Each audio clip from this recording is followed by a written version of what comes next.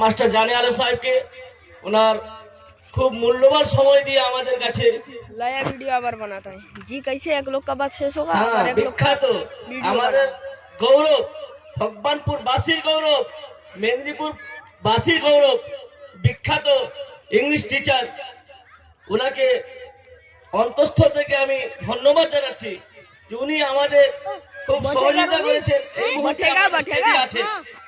এরপরে আমি যে প্রোগ্রাম চলছিল জিনিয়াত মুনাজ্জম মক্তবের মৌলানা মুফিদুল ইসলামকে অনুরোধ করব যে উনি ওনার প্রোগ্রাম চালু রাখুক, ওনার প্রোগ্রাম শেষ করুক। शुक्रिया अदा करते हैं जलसा कमेटियों का, इलाका वासियों का और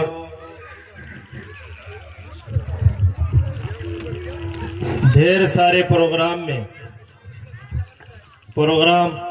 चलाए थे। हम लोगों ने देखा मास्टर जाना आलम साहब को जुबो संघों में बहुत सारे प्रोग्राम में वो शिरकत किए, प्रोग्राम चलाए अपनी जिम्मेदारी के साथ।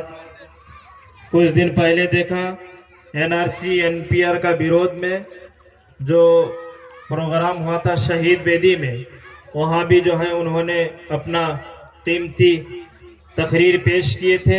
खतरनाक कैमरा रे तेरा भाई मकतब का प्रोग्राम आगे बढ़ाते हुए जबरदस्त पूरा सेम टू सेम मेरा। अबे चुप, हम लोगों ने देखा रिकॉर्डिंग हो जाए कि इससे पहले जलसा जो है तकरीर मुफ्ती साहब, मौलाना साहेब, इमाम साहेब इन लोग तकरीर करते हैं।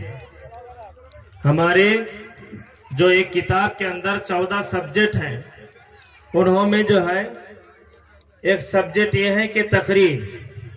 हम लोग आपको दिखाएंगे कि कम वक्त में कम टाइम में मकतब की बच्ची जो है तकरीर करेगी कि कुरान पाक पढ़ने में क्या नेकी है, हदीस पढ़ने में क्या नेकी है और सूरह हिफ्ज करने में क्या नेकी है, इसके बारे में तकरीर करेंगी।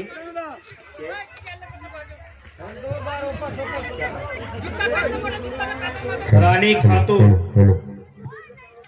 नूरानी कायदा पढ़ने में क्या नेकी है, वो तकरीर में अपने बात में और बयान में वो पेश करेगी। उसके थ्रू दे चलिए रानी खातून। अस्सलामु अलैकुम व रहमतुल्लाहि व बरकातुहू नहमदुहु व नुसल्ली अला रसूलिहिल करीम अम्मा बाद इक़रा बिस्मि रब्बिकल लज़ी खलक़। আমার নাম রানী খাতুন, আমার পিতার নাম শেখ ইসরাফিল। আমি ভগবানপুর দিনিয়াত মুনাজ্জম মক্তবের ছাত্রী। পড়ার সময় 7টা থেকে 8টা, রোল 3। উৎসাহমূলক কথা। হাদিস প্রিয় নবী সাল্লাল্লাহু আলাইহি ওয়াসাল্লাম ইরশাদ করেছেন, তোমাদের মধ্যে সর্বোত্তম ওই ব্যক্তি যে নিজে কুরআন শিক্ষা করে এবং অন্যদেরকে শিক্ষা দেয়। হাদিস প্রিয় নবী সাল্লাল্লাহু আলাইহি ওয়াসাল্লাম বলেছেন, যে ব্যক্তি কুরআন শরীফে একটি অক্ষর পড়ল তার জন্য একটি করে নেকি আর একটি নেকি সওয়াব ও প্রতি 10 নেকি সমতুল্য।